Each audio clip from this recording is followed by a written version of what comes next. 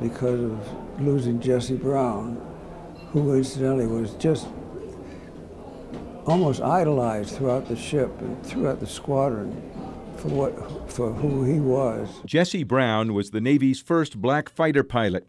He was also Tom Hudner's wingman that day over Korea's Chosin Reservoir in 1950. Brown's Corsair went down during a fight. As this painting shows, he deliberately crash-landed his own plane nearby, trying to save Brown until a rescue helicopter could pull them both out. But I just couldn't bear the thought of his losing his life because someone wasn't willing to try to help get him out of the cockpit. It was ironic that he survived that crash, but there's no way to get him out. It was an act of selfless bravery that would earn Hudner the Congressional Medal of Honor and the label of American hero. I think most of us feel very uncomfortable with that term. Now the Navy is adding one more honor. A destroyer almost identical to this one will be built in Bath to carry Tom Hudner's name. People in the Navy and at BIW say it's very rare for a ship to be named after a living person, and particularly for a recipient of the Congressional Medal of Honor.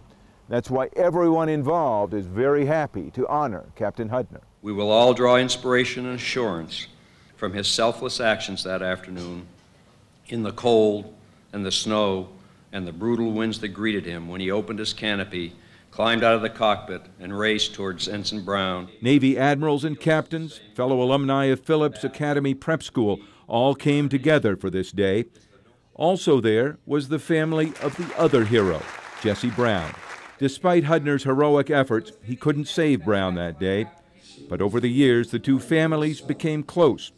So Jesse Brown's grandchildren wanted to be in Bath to help lead the applause. Since that day we've been again, you know, we're actually would consider them an extended family, but you know, really family because we do draw a lot of our inspiration from, you know, seeing him and understanding what he attempted to do for our grandfather. To warrant having a ship named after him, but I never thought it would happen to me. But it brings a great sense of responsibility, as the medal itself does, too. The Navy says destroyers get named after heroes. Jamal Knight says he will be back in Bath in 3 years, the day they christen the USS Thomas Hudner. In Bath, Don Kerrigan, News Center.